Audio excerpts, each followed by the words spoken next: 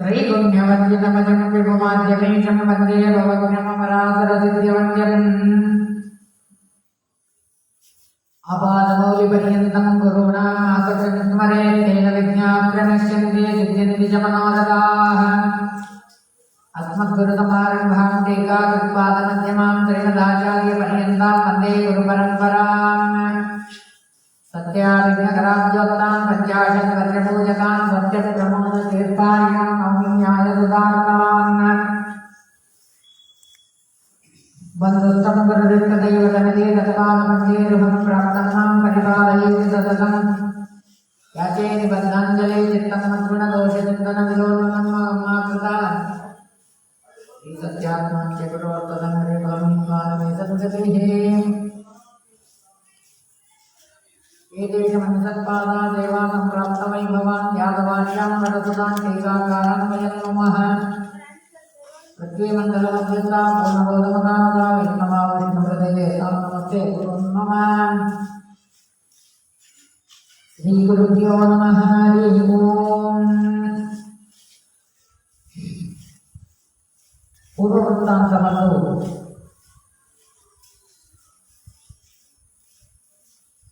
మహాత్ముడైనటువంటి గరుత్మంతుడి యొక్క కథనంతా కూడా చెప్పి తర్వాత శౌనకుడు సూతాచార్యుల వారిని ప్రశ్నిస్తున్నారు కదా, స్వామి ఓ సూతానందన, ఆ కశ్యపుల వారి యొక్క కద్రుదేవి యొక్క కుమారులైనటువంటి ఏదైతే సర్పాలు ఉన్నాయో ఆ సర్పాల పేరు మేము వినదలుచుకున్నాము. ఇప్పటి వరకు మీరు ఆ వినగాకు కలిగినటువంటి పుత్రుల గురించి చెప్పారు, కానీ ఆ కద్రుకు వాళ్ళ యొక్క పేర్ల గురించి మేము తెలుసుకోవాలనుకుంటున్నాము. వాళ్ళు ఎంతమంది, వాళ్ళ పేర్లు కూడా మాకు చెప్పండి అనగానే సూతాచార్య వారు అంటున్నారు కదా, ఓ తపోధనులారా మీరందరూ కూడా వినండి. ఈ విధంగా సర్పాలు అనేటువంటివి బహు సంఖ్యాకమైనటువంటివి, దాని పేర్లు చెప్పడం సాధ్యం కాదు. దాని లోపల ఏదైతే ప్రధానమైనటువంటి ఆ యొక్క సర్పాలు ఉన్నాయో వాటి పేర్లను మాత్రమే నేను చెప్తాను, దాన్ని మీరు వినండి అని సూతాచార్యుల వారు శౌనకాది ఋషులందరూ కూడా ఈ విధంగా చెప్తున్నారు. మొట్టమొదలు జన్మించినటువంటి వాడు వాసుకి, మొట్టమొదలు జన్మించినటువంటి వాడు శేషుడు, శేషుడి తర్వాత పుట్టినటువంటి వాడు వాసుకి, తదనంతరం ఐరావత అనేటువంటి వాడు, దాని తర్వాత ఆ తక్షకుడు, దాని తర్వాత కరకోటక, ధనంజయ, కాళియ, మణినాగ, అపూర్ణ, పంచశీల, ఏలాపత్ర, వామన, నీల, అనిల అనేటటువంటి విధంగా ఆ రెండు సర్పాలు, కల్మాష, శబల అనేటటువంటి విధంగా రెండు సర్పాలు, అదేవిధంగా ఆర్యక, ఆద్రక అనేటువంటివి ఈ విధంగా రెండు సర్పాలు, అదేవిధంగా శల, కోటక అనేటటువంటివి ఇవి రెండు సర్పాలు,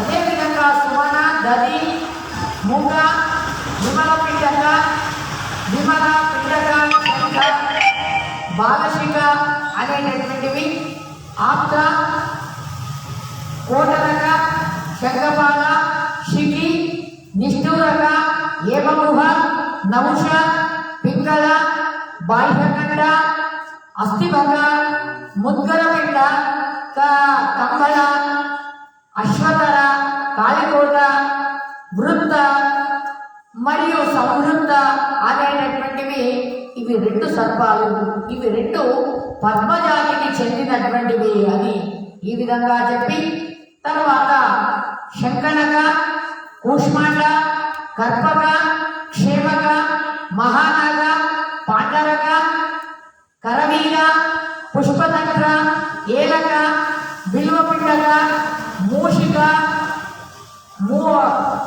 తర్వాత శంఖశిర, పూర్ణధనుష్ట్ర, హరిద్రక, కుముద, కుముదాక్ష, తిత్తిరి, పులిక, అపరాజిత, జ్యోతిక, శ్రీవహ, కౌరవ్య, ధృతరాష్ట్ర, పుష్కర, శల్యక, ఈ విధంగా విరాజ, శుభ, శుభాహు, సాలిపిండ, వీర్యవ, అస్థిభద్ర, పీఠరక, ముఖర, కోణనాశక, కుంజర, కురక, శైల, ప్రభాకర, కుముద, కుముదాశ్వ, తిత్తిరి, మధ్య తిత్తిరి, కర్కర, అర్కర, తర్వాత ఎరుపు వర్ణంతో కూడినటువంటివి కుండోదర, మహోదర, వీరశ్రేష్ఠుడైనటువంటివి ఇవన్నీ ప్రధానమైనటువంటి ఆ యొక్క సర్పాల పేర్లు. అనే విధంగా ఆ సర్పాలు అనేటువంటివి చాలా విధాలుగా ఉన్నాయి, అనేకమైనటువంటివి. ఈ విధంగా వాటి సంఖ్యతి అనేటువంటిది అసంఖ్యాకమైనటువంటిది. ఓ ద్విజోత్తమ, ఆ కారణం చేత వాటి పేర్లు చెప్పడము అది అసాధ్యము. ఓ తపోధనుడ, సర్పాలు అనేటువంటివి అనేక సంఖ్యల లోపల ప్రయుత సంఖ్య, అర్బుద సంఖ్య. అర్బుదం అంటే దశకోటి సంఖ్యాకాహ అని చెప్పినారు. ఈ విధంగా అవి ఆ 10 కోట్ల సంఖ్యలతో ఉండేటటువంటి ఆ యొక్క సర్పాలు దానికంటే ఎక్కువైనటువంటివి, అవి పెంచడానికే అశక్యమైనటువంటివి ఆ యొక్క సర్పజాతి. అనే విధంగా ఎప్పుడైతే శుక్రాచార్యుల వారు శౌనకుల వారికి చెప్పగానే అప్పుడు శౌనకుడు అంటున్నాడు కదా, స్వామి, ఓ శుక్రాచార్యుల వారు ఈ సర్పాల లోపల పరాక్రమశాలి అయినటువంటి, తర్వాత వాటి సమీపానికి వెళ్ళవద్దు అని ఈ విధంగా తెలుసుకున్నటువంటి ఆ యొక్క సర్పాలు ఏం చేసినాయి, వాటి యొక్క దాని గురించి చెప్పండి అనగానే ఆ సమయం లోపల సూతాచార్యుల వారు చెప్తున్నారు కదా, మహాకీర్తిశాలి అయినటువంటి దాని లోపల మొట్టమొదలు పుట్టినటువంటి వాడు శేషుడు. కద్రుదేవికి మొట్టమొదలు పుట్టినటువంటి వాడు ఆ యొక్క శేషుడు. పూజ్యులైనటువంటి ఆ యొక్క శేషుడు, ఆ శేషుడు అన్నాడు కదా, ఈ యొక్క సర్పాలను అన్నింటిని కూడా త్యాగం చేసినాడు. వీటికి అన్నింటిలో కూడా నేను దూరంగా ఉంటానని జితేంద్రియుడైనాడు. వాయుభక్షణ చేస్తున్నాడు. గంధమాదన పర్వతం దగ్గర వెళ్ళినాడు. బద్రీ క్షేత్రానికి వెళ్ళినాడు. అక్కడ తపస్సు లోపల నిరతుడైనాడు ఆ యొక్క శేషుడు. ఈ విధంగా అంతేకాదు, ఆ దశార్ణ క్షేత్రం లోపల, పుష్కర క్షేత్రం లోపల, హిమాలయం లోపల వెళ్ళి వేరే వేరే క్షేత్రాల లోపల, పుణ్యతీర్థాల లోపల, క్షేత్రాల లోపల, ఏకాంతం లోపల తాను మౌనముగా మౌన వ్రతాన్ని ధారణ చేసి ఇంద్రియాన్ని నిగ్రహం చేసుకొని తర్వాత సతతంగా తాను తపస్సును ఆచరించాడు ఆ యొక్క శేషుడు. ఈ విధంగా ఆ ఘోరమైనటువంటి తపస్సును ఎప్పుడైతే ఆచరణ చేస్తున్నాడో ఆ సమయం లోపల దేహమంతా కూడా కృషించకపోయింది. దేహం లోపల మాంసము లేదు, రక్తము లేదు, మజ్జ లేదు, ఏమి లేదు. దేహమంతా కూడా కేవలం ఈ అస్థికల మీద మాత్రం నిలబడి ఉంది.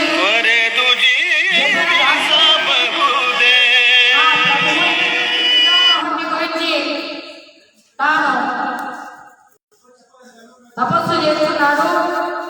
ఆ పితామహుడు చూశాడు బ్రహ్మదేవుడు. చూసి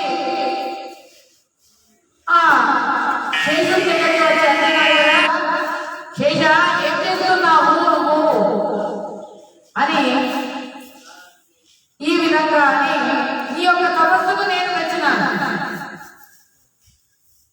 నువ్వు తపస్సు లోపల రతుడయ్యావు కాబట్టి నీ తపస్సుకు నేను మెచ్చినాను. నీకేం కావాలో కోరుకో అని బ్రహ్మదేవుడు ఆ యొక్క శేషుడిని అడుగుతాడు. ఆ శేషుడు అంటున్నాడు కదా, స్వామి నా సహోదరులు అందరూ ఉన్నారే, వీళ్ళందరూ కూడా మందబుద్ధి కలిగినటువంటి వాళ్ళు. నేను వాళ్ళతోని వాసం చేయడానికి కొరకు, నేను వాళ్ళతోని ఉండడానికి కొరకు నేను ఇచ్చాపడను. కాబట్టి మీరు నాకు అనుమతిని ఇవ్వండి స్వామి. వాళ్ళు ఎప్పుడు కూడా శత్రువులాగా చూస్తారు, పరస్పరంగా వాళ్ళు అసూయతో కూడినటువంటి వాళ్ళు. కాబట్టి వాళ్ళు ఎల్లప్పుడూ కూడా వినతాను, నా సవతి తల్లి అయినటువంటి మా చిన్నమ్మ అయినటువంటి ఆ యొక్క వినతాను, అదేవిధంగా ఆ గర్భుడిని సతతంగా వాళ్ళు ద్వేషం చేస్తారు, కోపంతోనే ఉన్నారు. ఓ పితామహ, ఈ విధంగా ఆ గర్భుడు కూడా నాకు సోదరుడే కదా, వాడు కూడా నాకు అన్నదమ్ముల అయినట్టే కదా. కాబట్టి ఆ నా సోదరుడు అయినటువంటి ఆ గర్భుడిని వాళ్ళు ద్వేషిస్తారు. కాబట్టి ఈ విధంగా ఆ గర్భుడైతే కాశ్యపుల వారి యొక్క వరబలము చేత వాడు బలవంతుడయ్యాడు. ఈ విధంగా నేను తపస్సును ఆచరణ చేసి నా దేహాన్ని పరిత్యాగం చేయాలి అని అనుకుంటున్నాను. నాకు ముందర జన్మలో కూడా నా తమ్ముళ్ళ యొక్క సావాసం నాకు కలగకూడదు. ఆ మందబుద్ధి కలిగినటువంటి వాళ్ళు, పరస్పరంగా వైరంగా ఉండేటటువంటి వాళ్ళు, ఈ విధంగా వాళ్ళు నాకు ఎల్లప్పుడు కూడా వాళ్లకు నాకు కల్పకు స్వామి అని ఈ విధంగా బ్రహ్మదేవుడిని అడుగుతున్నాడు ఆ యొక్క శేషుడు. అడగగానే బ్రహ్మదేవుడు అంటున్నాడట, ఓ శేష, నీ యొక్క సహోదరుల యొక్క ఆ నడతను చూసినాను.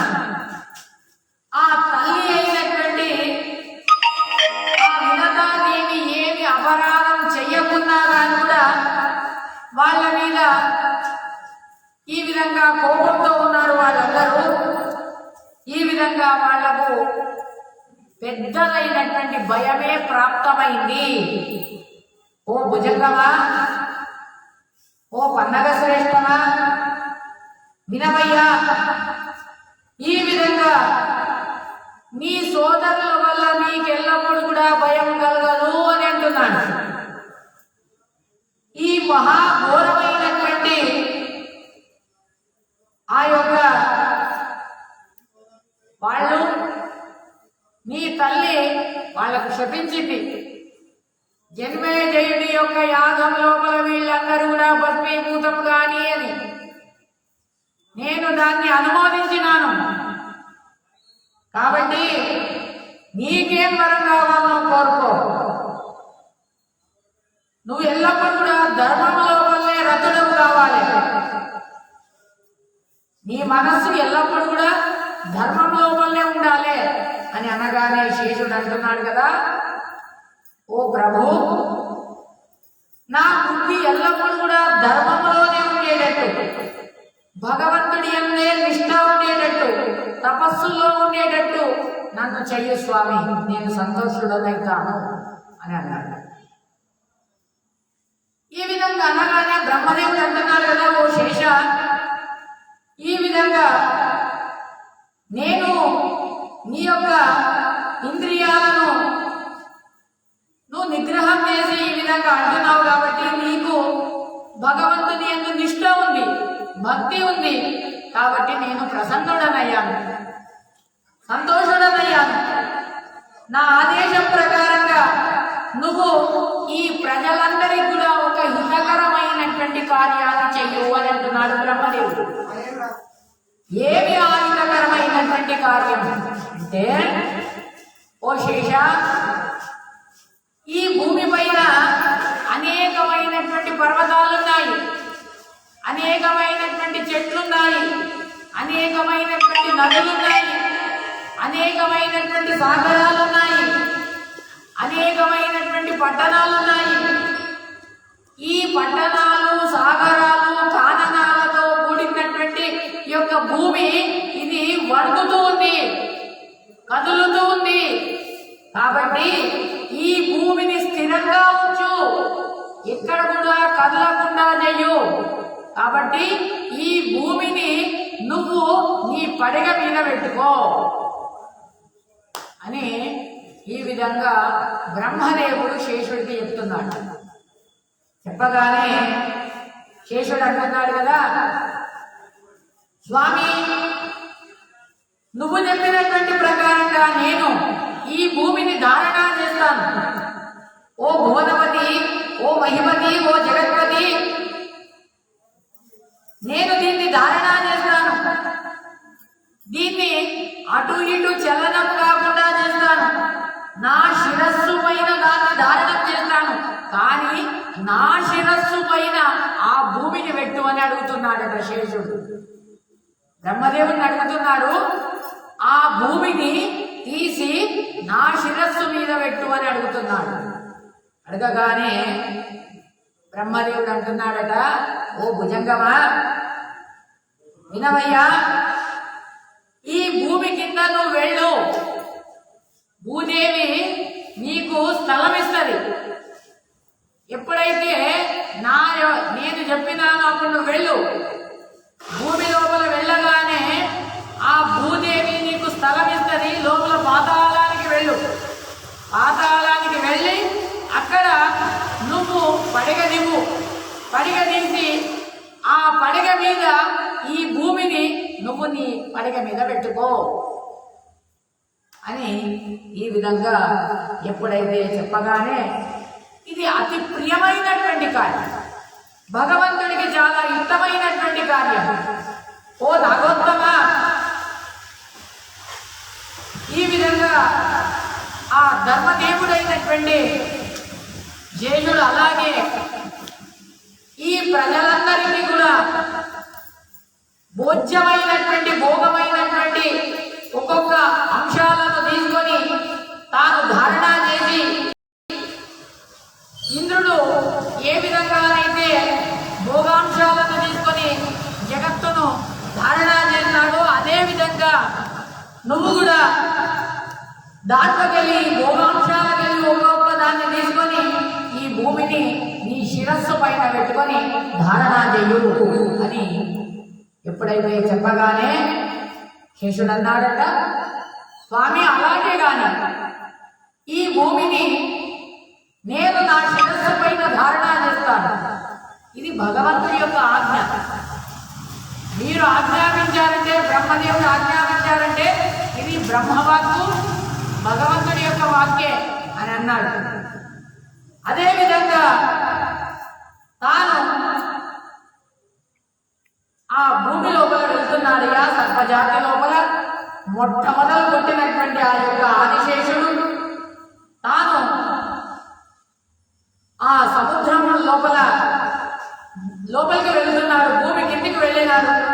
తదనుసారంగా ఆ భూమిని తన తల మీద పెట్టుకున్నాడయ్యా. ఓ పితామహ, దేవశ్రేష్ఠులైనటువంటి ఆ యొక్క పూజ్యులు బ్రహ్మదేవుని యొక్క పుత్రుడైనటువంటి ఆ యొక్క వినతాసుకుడు ఏ గరుస్మంతుడైతే ఉన్నాడో ఆ గరుస్మంతుడికి ఈ శేషుడికి ఎల్లప్పుడూ స్నేహముండుగాక అని ఆ బ్రహ్మదేవుడే అంటున్నాడు. బ్రహ్మదేవుడు ఏమన్నాడు? గరుస్మంతుడికి, శేషుడికి. గరుస్మంతుడికి పాములను చూస్తే వైరం, కానీ బ్రహ్మదేవుడు అన్నాడు గరుత్మంతుడికి శేషుడికి ఎప్పుడు కూడా సఖ్యముండుగాక స్నేహముండుగాక అని చెప్పినాడు. తర్వాత ఆ మహాబలశాలి అయినటువంటి వాసుకితోని మంత్రాలోచనలు చేస్తున్నారు వీళ్ళందరూ.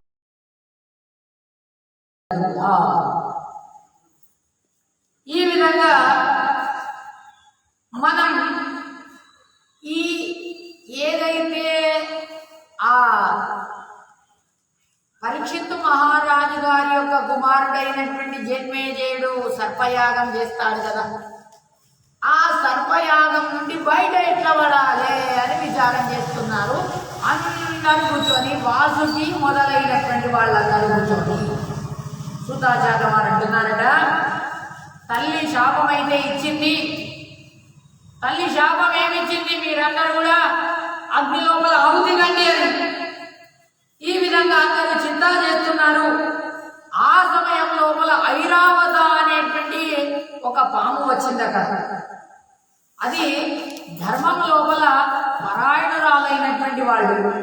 ఈ విధంగా ఆ సర్పజాతి లోపల వాళ్ళు విశేషమైనటువంటి వాళ్ళు ఈ విధంగా మంత్రాలోచన చేస్తున్నారు. ఆ సమయం లోపల వాసుకి అంటున్నారట, ఓ పరిశుద్ధులైనటువంటి వాళ్ళు మీరందరూ కూడా ఈ విధంగా మనక ఈ శాపం వచ్చింది, మరి ఈ శాప విమోచనం కొరకు మరి మనం ఏమైనా కాకుండా ప్రయత్నం చేద్దామా? ఏం చేద్దాం? ఏమి చేస్తే మనకి ఈ యొక్క శాప విమోచన కలుగుతుంది అని వాళ్ళు విచారం చేశారు. ఈ విధంగా సర్పాలన్నీ కూడా వాళ్ళు ఒక్కొక్క సర్పాలు ఒక్కొక్క రకంగా వాళ్ళు మాట్లాడుతున్నారు. ప్రతీకారం మనం తీర్చుకుందామని అంటున్నారు. ఈ విధంగా అప్రమేయులైనటువంటి శాశ్వతులైనటువంటి బ్రహ్మదేవుడి యొక్క ఎదుట బ్రహ్మదేవుడు ఉన్నప్పుడు ఆ తల్లి శాపం ఇచ్చింది. బ్రహ్మదేవుడు దానికి అనుమోదం తెలిపినాడు కాబట్టి అది వ్యర్థం కాదు. ఆ శాపం తప్పకుండా అది సఫలీకృతమైంది. కాబట్టి ఏం చేయాలి మనమందరం కూడా అని ఈ విధంగా వాళ్ళందరూ విచారం చేస్తున్నారు. ఆ విచారం చేసేటప్పుడు ఆ సర్పాలన్నీ కూడా కలిసి ఈ విధంగా మంత్రాలోచన చేస్తున్నాయి. మనం కాలాన్ని వ్యర్థం చేయకూడదు. ఎందుకొరకంటే కాలం ఎప్పుడు ఇది మారిపోతుందో తెలియదు, ఎప్పుడు సంగీతం అవుతుందో తెలియకపోతుందో తెలియదు అని అంటున్నాడు. ఆ మృగమనుషుల వారి యొక్క శాపానికి గురి అయినటువంటి అగ్నిదేవుడు ఏ విధంగానైతే పర్వత కానలాలలో వెళ్ళి దాక్కున్నాకల బ్రహ్మదేవుడు వచ్చి నచ్చ చెప్పి, ఒరే అగ్నిదేవుడా నువ్వు ఇంట్లో పోయి అన్నిట్లలో పోయి దాక్కుంటే ఎట్లరా, నువ్వు లేకుంటే ఏమి కూడా జరగదు అని ఈ విధంగా అగ్నిదేవుడికి ఏ విధంగానైతే నచ్చ చెప్పినాడో అదే విధంగా మరి ఇంకా ఏమన్నా జరుగుతుందా అని వాళ్ళందరూ విచారం చేస్తున్నారు. ఈ విధంగా హితకరమైనటువంటి మాటలను కూడా మాట్లాడుకునేటప్పుడు ఏమి ఉపాయం, ఏం చేద్దాం అనేటప్పుడు సుతాచార్య వారు అంటున్నారు కదా, ఆ కద్రుకుమారులైనటువంటి ఆ సర్పాలని కూడా మంత్రాలోచన లోపల నిపుణులైనటువంటి వాళ్ళు కొంతమంది కొన్ని రకాలుగా కొత్త పాములు కొన్ని రకాలుగా వాళ్ళు చెప్తున్నారు. కొంతమంది వాళ్ళు ఏమంటున్నారు, మనము బ్రాహ్మణుల యొక్క వేషంలో వెళ్దాం, బ్రాహ్మణుల యొక్క వేషంలో వెళ్ళి ఆ జన్మేజయుడి యొక్క యాగం దగ్గరికి వెళ్దాం. జన్మేజయుడి యాగం దగ్గరికి వెళ్తే రాజుగారు బ్రాహ్మణే చెప్పేది వింటాడు కాబట్టి ఆ జన్మేజయుడికి చెప్పడం యాగం వద్దని చెప్పడం, వాడిని భిక్షాడుదాం, వాడిని వెళ్ళి స్వామి మాకు భిక్ష పెట్టుండేది అడుగుదాం. ఈ విధంగా ఏం భిక్ష, ఈ సర్పయాగాన్ని ఆపు చేయండి, దీన్ని బంద్ చేయండి అని అడుగుదాం, నిలిపేయండి అని అడుగుదాం. మేధావి అయినటువంటి ఇంకా కొంతమంది ఆ సర్పాలన్నీ కూడా విచారం చేస్తున్నాయి. ఈ విధంగా దాంట్లో ఇంకా కొంతమంది వాళ్ళందరూ అంటున్నారు కదా, మనం ఈ యజ్ఞమే నడవకూడదు, ఆ విధంగా చేద్దాం. ఏ విధంగా బుద్ధిశాలులైనటువంటి వాళ్ళు మనం ఈ యొక్క ప్రాణి హింస కాకూడదని రాజుగారికి చెప్పుదాం. రాజుగారి దగ్గర మంత్రులైనా మనమందరం కూడా మంత్రుల వేషం వేసుకుందాం. మంత్రుల వేషం వేసుకొని వెళ్ళి రాజుగారికి చెప్పుదాం, స్వామి ప్రాణి హింస కాకూడదు, ప్రాణి హింస చేసే దోషం అనేటువంటిది నీకు జరుగుతుంది అని ఈ విధంగా చెప్పుదాం. ఈ విధంగా ఒకవేళ ప్రాణి హింసకినా జరిగితే నీ తండ్రి మళ్ళా పునః బతికి వస్తాడా, బతికి రాడు కదా అని ఈ విధంగా వారికి నచ్చ చెప్పుదాం అని ఈ విధంగా వాళ్ళు కొంతమంది అంటున్నారు. ఇంకా కొంతమంది రాజకార్యంలో నిపుణులైనటువంటి వాళ్ళు కొంతమంది అంటున్నారు, మనం పురోహితులమైదామంటున్నారు. ఆ సర్పాలన్నీ కూడా పురోహితులమైదామని అంటున్నారు. అయ్యి తర్వాత అక్కడ ఆ మనం మంత్రమే చెప్పకుండా అయిపోయి, పురోహితులం కదా మంత్రం చెప్పకుండా అయిపోయి అని అంటున్నారు. ఇంకా కొంతమంది వేరే వేరే ఋత్వికులు ఈ విధంగా మనం ఇంకా కొంతమంది పాములు అంటున్నారట. ఏ ఋత్వికులు వస్తారో వాళ్ళందరినీ కాటు వేద్దాం, చంపేద్దాం అని కొంతమంది అంటున్నారు. ఈ విధంగా మంత్రాలోచన అన్ని కూడా జరుగుతున్నాయి. వాళ్ళు అంటున్నారు కదా, ఒరే అట్లకి నాకు కాటు వేస్తే మనకు బ్రహ్మహత్యా దోషం వస్తుందిరా, ఆ బ్రాహ్మణులను చంపినటువంటి పాపం వస్తుంది మనకు, అటువంటిది చేయవద్దంటున్నారు. ఈ విధంగా ఏం చేద్దాం, లేదు మనం వాళ్ళు తెచ్చినటువంటి ఏదైతే ఆ సృక్స్రువాలు ఉంటాయి కదా, ఆ సృక్స్రువాలను దొంగతనం చేద్దాం. సృక్స్రువాలను దొంగతనం చేస్తే అక్కడ యజ్ఞమే జరగదు కాబట్టి అక్కడ ఇంకా అది ఆగిపోతుంది. ఈ విధంగా చేద్దామని కొన్ని పాములు విచారం చేస్తారు. ఈ విధంగా అన్నిట్లను వాళ్ళ అన్ని విచారాలను తెలుసుకుంటారు. ఇంకా కొంతమంది సర్పాలు అంటాయి కదా, మనం రాత్రిపూట వెళ్దాం, రాత్రిపూట వెళ్ళి తర్వాత ఆ సర్పాండాలను మనం అపహరణ చేద్దామని అంటారు. ఇంకా యజ్ఞం లోపల మనము 1000 మంది ఉన్నాం కదా, ఈ 1000 మందిరం అందరం కూడా పోయి వాళ్ళకి గరుద్దాం. అక్కడ ఎవరెవరు వస్తారో ఎవరెవరు వచ్చి అక్కడ కూర్చుంటారో యజ్ఞ భాగం లోపల యజ్ఞం చూస్తానికి వస్తారు కదా, వాళ్ళందరికీ కాటు వేద్దాం, అందరు చచ్చిపోతారు. అబ్బాయి రాజుగారి యజ్ఞంకి వచ్చి అందరూ పాములు వస్తున్నాయి కాటు వేస్తారని ఎవరు కూడా రాకుండా ఉంటారు, యజ్ఞం ఆగిపోతుంది. ఇట్లా చేద్దాం అని ఈ విధంగా మంత్రాలోచన చేస్తున్నారు. ఈ విధంగా వేరే వేరే వాళ్ళు ఇంకా ఏం చేద్దాం, వాళ్ళు ఏదైతే వంటలు సిద్ధం చేస్తారు కదా, ఆ వంటల లోపల మన మీద ఏదైతే చెమట ఉన్నదో ఆ చెమటలు మలమూత్రాలు అన్ని కూడా దాంట్లో విసర్జన చేద్దాం అని కొన్ని పాములు అంటున్నాయి. ఈ విధంగా ఇంకా కొన్ని పాములు అంటున్నాయి, మనము ఋత్విజులమైదాం, దక్షిణ తీసుకుందాం, దక్షిణ తీసుకొని ఆ యజ్ఞాన్ని సగంకి ఆపేద్దాం అని ఈ విధంగా అంటున్నారు. అంతేకాదు ఎవరైతే జలక్రీడలకు స్నానం చేయడానికి వస్తారు కదా, మనం ఆ నీళ్ళలో పోదాం, నీళ్ళలో పోయి వాళ్ళని కాటు వేద్దాం, ఆ రాజుకే కాటు వేద్దాం, రాజునే కట్టేద్దాం, రాజును తీసుకొని వచ్చేది కట్టేద్దాం, రాజునే కట్టేస్తే యజ్ఞం ఎట్లా నడుస్తుంది.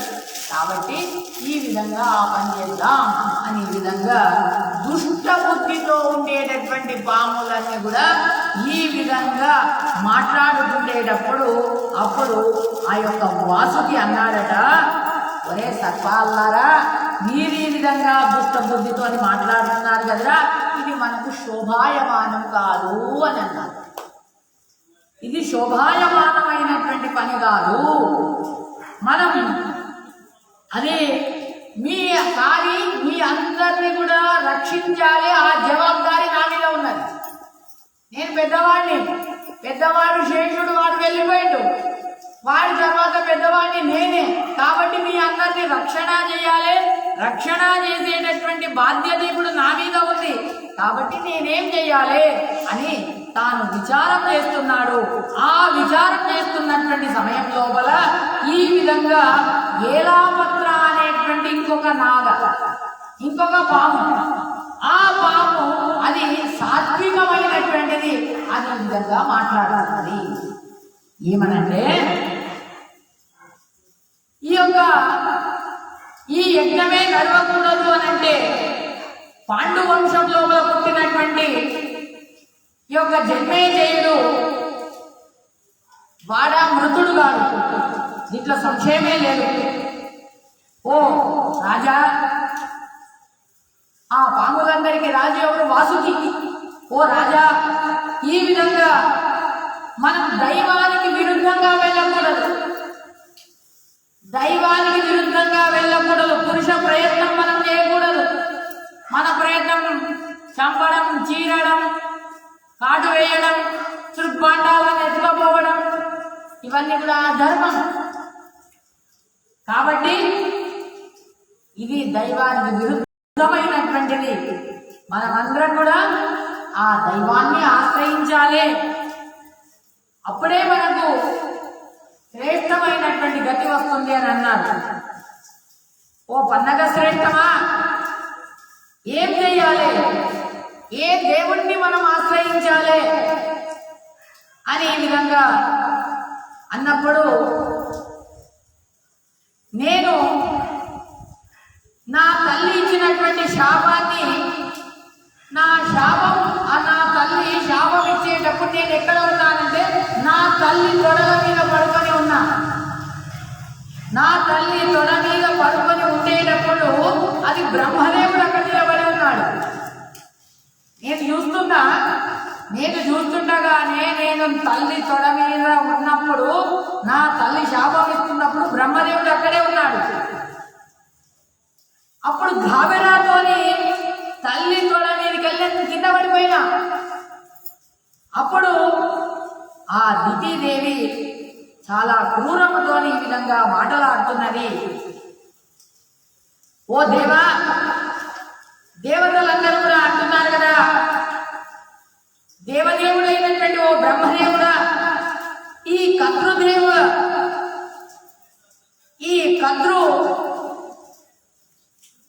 అతి ప్రియమైనటువంటిది. కాబట్టి ఈ పుత్రులందరికీ కూడా ఈ విధంగా ఉగ్రమైనటువంటి శాపాన్ని ఎందుకు ఇచ్చింది అని ఈ విధంగా అనగానే, ఓ పితామహ, మరి నువ్వు అక్కడనే ఉండి కానీ అని అనుమోదనం ఎందుకు తెలిపినావు అని ఆ దుష్టమైనటువంటి అనగానే అప్పుడు అంటున్నాడు కదా, ఆ దుష్టమైనటువంటి సర్పాలన్నీ కూడా నాశనం కావాలి అనేటువంటి ఉద్దేశంగా చెప్తున్నాడు కదా బ్రహ్మదేవుడు. అనేకమైనటువంటి సర్పాలు భయంకరమైనటువంటి పరాక్రమంతో కూడిందేటటువంటివి, అవి తీక్ష్ణమైనటువంటి విషము కలిగినటువంటివి. కాబట్టి ఈ ప్రజలందరికీ కూడా హితం కావాలనేటువంటి ఉద్దేశం చేత నేను ఆమె ఇచ్చినటువంటి ఏదైతే శాపం ఉన్నదో ఆ శాపాన్ని నేను అనుమోదించిన అని అంటాడు. ఏ సర్పాలైతే కాటు వేసేటటువంటి స్వభావం ఉన్నదో, క్షుద్రమైనటువంటి స్వభావం ఉందో, పాపరతులైనటువంటి వాళ్ళు ఉన్నారో, ఉల్బణమైనటువంటి విషము కలిగినటువంటి వాళ్ళు ఉన్నారో, అటువంటి సర్పాలన్నీ కూడా వినాశం కావాలి. ఎవరైతే ధర్మము లోపల ఆసక్తి కలిగినటువంటి ఆ యొక్క సర్పాలకు మాత్రం వినాశం కలగదు నాయన అని అన్నారు. ఈ విధంగా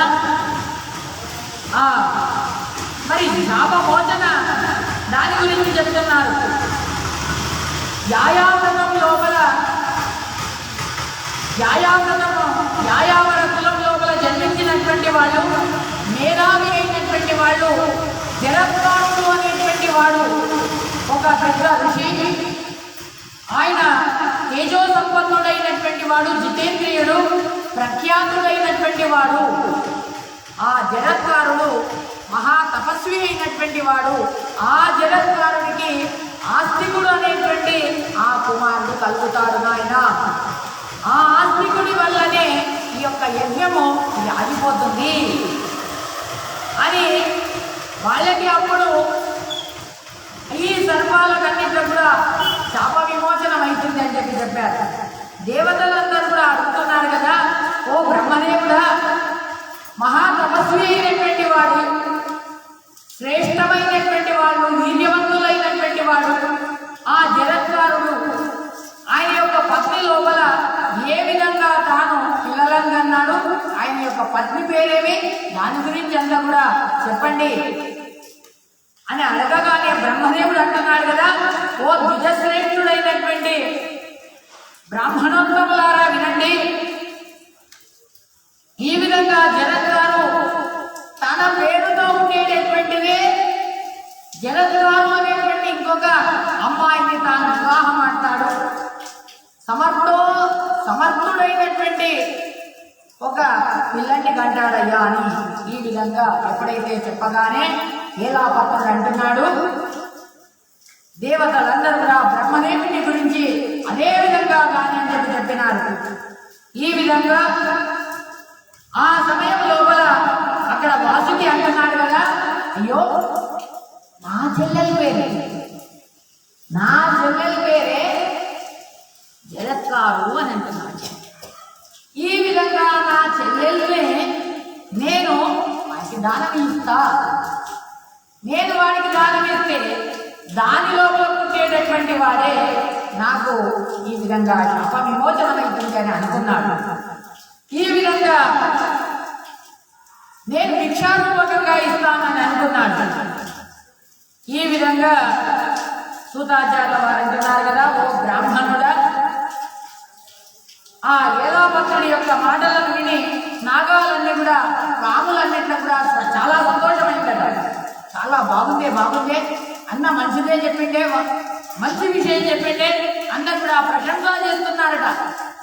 ఈ విధంగా సరే వాళ్ళకి చాలా సంతోషం కలిగింది. తన తండ్రి చెల్లెల్ని చాలా జాగ్రత్తతో చూస్తున్నాడట. ఎందుకొరకంటే ఆ బ్రాహ్మణుడు ఎప్పుడు వస్తాడో, ఎక్కడికి వెళ్ళి వస్తాడో అని అడవి లోపల అన్ని దిక్కుల తన సేవకులందరినీ కూడా పెట్టాడు. ఒరే, ఎక్కడికి వెళ్ళి వస్తాడో ఆ యొక్క జరత్కారుడు, మీరు రాగానే నాకు వాడి వార్త తెలియజేయండి అని. అనంతరం చాలా రోజుల తర్వాత దేవాసురులందరూ కూడా కలిసి ఆ యొక్క సముద్ర మథనం చేస్తారు.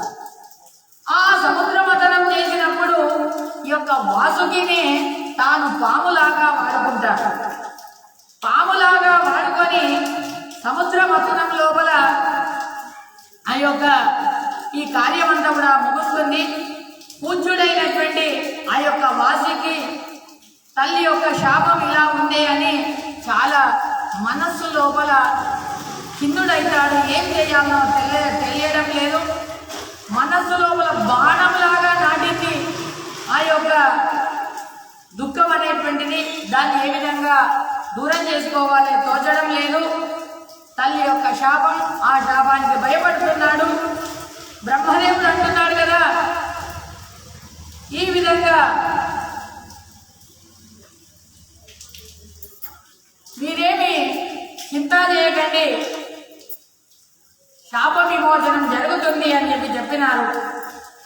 ఏలాపత్రుడు చెప్పినటువంటి ప్రకారంగా యోగ్యమైనటువంటి కాలం లోపల ఈ విధంగా వాసుకి అనుష్ఠానం చెయ్యని పాపిష్ఠులైనటువంటి యొక్క నాగులందరూ కూడా వాళ్ళు వినాశనం పొందని, ధర్మాచారులైనటువంటి ఏదైతే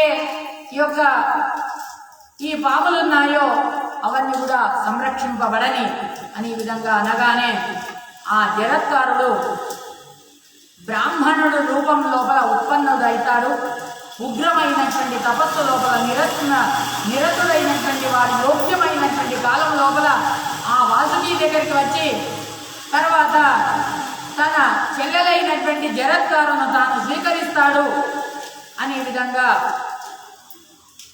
ఎప్పుడైతే చెప్పగానే వాని కొరకని నిరీక్షణ చేస్తుంటారు. సూతాచార్యుల వారు అంటున్నారు కదా, బ్రహ్మదేవుడు చెప్పినటువంటి మాటలన్నీ కూడా వింటూ ఉంటారు. ఈ విధంగా ఎప్పుడు వస్తాడు, ఎప్పుడు మాకు వాడి వల్ల ఆ జరద్వారం మేము చూస్తాము అని చూస్తూ ఉంటారు, నిరీక్షణ చేస్తుంటారయ్యా. ఈ సమయం లోపల ఇక్కడ పరీక్షిత్తు రాజు గారి యొక్క వృత్తాంతాన్ని ఇక్కడ తెలుపుతూ ఉన్నారు. మహాభారతం లోపల, భాగవతం లోపల పరీక్షిత్తు రాజు గారి యొక్క కథ, మహాభారతం లోపల పరీక్షిత్తు రాజు గారి యొక్క కథ, దీంట్లో కొంచెం వ్యత్యాసం ఉంది. సూతాచార్యుల వారు ఈ విధంగా ఓ శౌనకాది ఋషులందరూ కూడా అడుగుతున్నారు కదా, ఓ సూతాచార్యుల వారు మీరు ఆ జరద్వారుల గురించి చెప్పండి అని ఈ విధంగా ప్రసిద్ధమైనటువంటి వాడు ఆ జరద్వారుడు ఏ విధంగా భూమి ఎంత జన్మించాడు, వారి గురించి ఆ జరద్వారు అనేటువంటి శబ్దానికి అర్థమేమి, దాని గురించి చెప్పండి అనగానే సూతాచార్యుల వారు అంటున్నారు కదా, జర అంటే వ్యాధులు. ఈ విధంగా ఆ యొక్క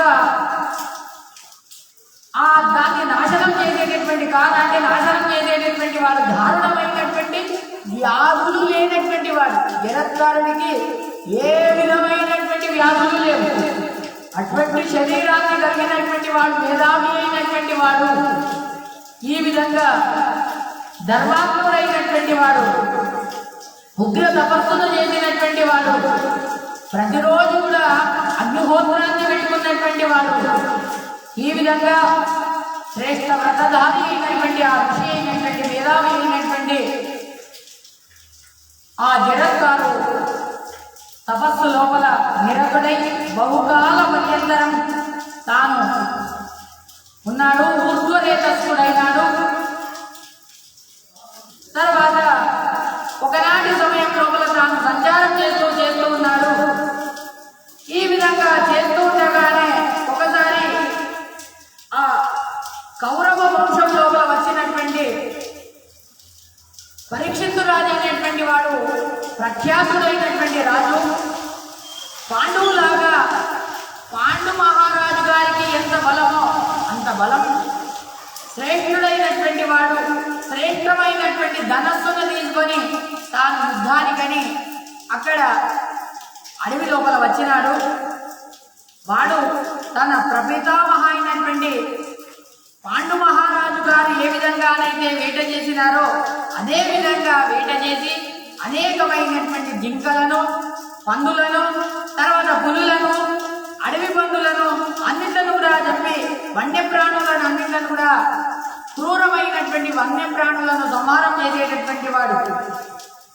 తాను పరీక్షిత్తు మహారాజు గారు ఏదైతే బాణాన్ని వేస్తారో ఆ బాణం తగలగానే అది కింద పడాలి. ఎటువంటిదైనా కానీ కూడా ఒకటే బాణం ఆ బాణానికి కింద పడాలి. ఈ విధంగా తాను ఎప్పుడైతే వనం లోపల వెళ్ళినాడో ఆ వనం లోపల వెళ్ళినాడు, బాణానికి ఆ యొక్క సంధించినాడు, దానికి విసిరినాడు. దూరంగా ఒక మృగం కనిపించింది. ఆ ధనస్సును సంధించినాడో, ఎప్పుడైతే బాణాన్ని తీసి దానికి వదిలినాడో అక్కడ ఈ విధంగా పరమ పూజ్యుడైనటువంటి ఆ యొక్క రుద్రదేవుడు ఆ యజ్ఞ మృగమై తర్వాత బాణాన్ని ప్రయోగిస్తున్నారు. ఆ సమయం లోపల అక్కడ తాను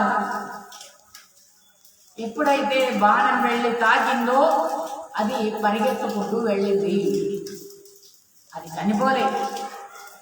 దాని కొరకు వెతుక్కుంటూ వెళ్ళినాడు, ఎక్కడ కూడా కనిపించలే.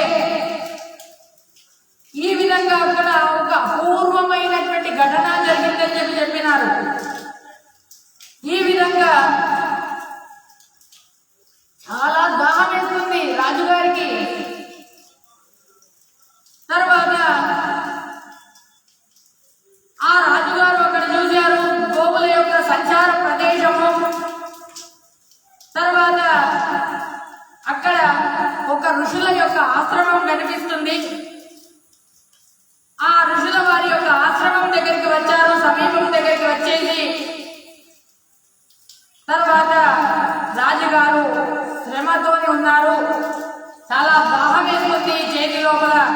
ధనస్సును పట్టుకున్నాడు. ఆయన అడుగుతున్నాడు కదా, ఏమయ్యా మౌనంగా ఉన్నాడు ఆయన. ఆ ఋషిని అడుగుతున్నాడు కదా, నేను ఒక మృగానికి బాణాన్ని వేశాను, ఆ మృగం మీరు చూశారా? ఇక్కడ నుండి పరిగెత్తుకుంటూ వెళ్ళింది మీరు చూశారా అని అడుగుతున్నాడు. అడగగానే ఈ విధంగా అభిమన్యు కుమారుడైనటువంటి ఆ యొక్క పరీక్షిత్తు అనేటువంటి రాజు ఈ విధంగా మృగం అనేటువంటిది అది కనిపించకుండా పోయింది. మౌన వ్రతంలో ఉండేటటువంటి ఆ యొక్క ఋషి ఏమి కూడా మాట్లాడలేడు. 2-3 సార్లు అడిగినాడు, ఇక్కడ నుండి ఆ మృగం వెళ్ళిందా అని. ఏం మాట్లాడతలేడు. చాలా కోపం వచ్చింది రాజుగారికి. కోపం వచ్చి ఏం చేశాడు, ఆ మృత సర్పాన్ని తీసి ఆయన మెడ లోపల వేశాడయ్యా. ఈ విధంగా అది మంచిది కానీ చెడు కానీ ఏమన్నా కానీ అని అన్నాడు. ఈ విధంగా అక్కడికి తాను వస్తున్నాడయ్యా. తర్వాత ఈ విధంగా మహాతపస్వి అయినటువంటి వాడు ఆ యొక్క ఋషి.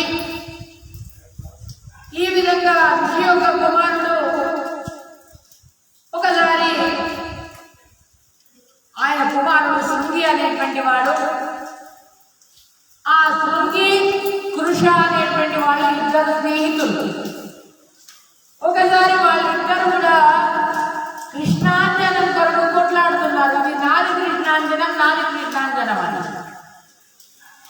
ఈ విధంగా కృష్ణాంజనం కొరకు కొట్లాడుతూ ఉండేటప్పుడు ఆ సమయం లోపల అప్పుడు అన్నాడు కదా, కృష్ణుడు అంటున్నాడు కదా, నాతో నేను కొట్లాడతాను, అక్కడ మీ తండ్రి కూడా చూడుకో, మీ తండ్రి మెడ లోపల ఎవరో పాపం వేశారు చూడుకో అనగానే ఈ విధంగా కృష్ణుడు అంటున్నాడు కదా, తేజస్వి అయినటువంటి నీ యొక్క తండ్రి మెడ లోపల ఎవరో పాపం వేశారయ్యా.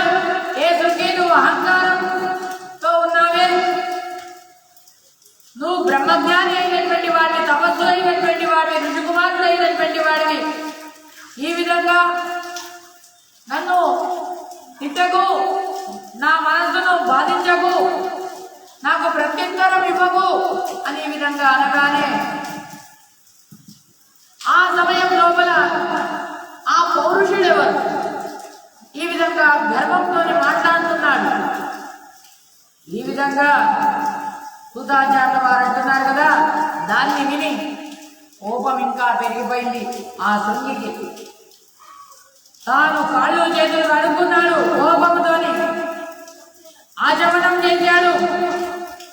తర్వాత ఆ రాజుకు శాపం ఇస్తున్నాడయ్యా. ఈ విధంగా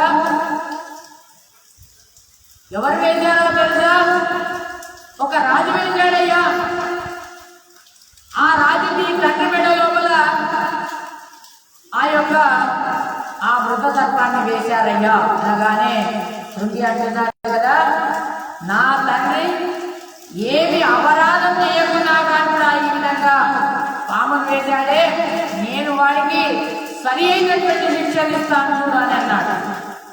వాడు ఎవడనుకుంటున్నావు, పురుషుడు అంటున్నాడు కదా, వాడు ఎవడనుకుంటున్నావు, అభిమన్యుడి కుమారుడైనటువంటి ఆ యొక్క పరీక్షిత్తు మహారాజు వేటకని వెళ్ళినాడు, ఒక మృగాన్ని వెంబడించినాడు. ఆ మృగం దొరకలే, అది కళ్ళకు కనిపించకుండా పోయింది. అటు ఇటు తిరిగినాడు, మౌనంగా ఉన్నాడు మీ తండ్రి. ఈ విధంగా మీ తండ్రిని వచ్చి ప్రశ్నిస్తున్నాడు. ఆయన ఆయాసంతో ఉన్నాడు. ఈ విధంగా ఆ కళ్ళకు కనిపించినటువంటి ఆ యొక్క మృగం కొరకు ఎప్పుడైతే ప్రశ్నించగానే మీ తండ్రి దానికి ఏమి కూడా సమాధానం చెప్పలే, అప్పుడు చనిపోయినటువంటి పామును తీసి మీ తండ్రి మెడ లోపల వేశాడు నాయన అని ఈ విధంగా యొక్క పురుషుడు ఎప్పుడైతే చెప్పగానే వారి యొక్క మాటలను విని తర్వాత అప్పుడు ఈయన అసనాపురానికి వెళ్ళిపోతాడు. పరీక్షిత్తు మహారాజు గారు ఋషికుమారుడు చాలా వృద్ధుడైనాడు. కోపంతోని అగ్నిలాగా ప్రజ్వలనమైనది. ఈ విధంగా కాళ్ళు చేతులు కట్టుకొని కోపంతోని ఈ విధంగా అంటాడు కదా. శృంగి అంటాడు, ఏ దుష్టుడైనటువంటి రాజు వృద్ధుడైనటువంటి నా తండ్రి మెడ లోపల సర్పాన్ని వేసినాడు, ఆ పాపి అయినటువంటి వాడు ఆ పాపానికి గురి కావాలి.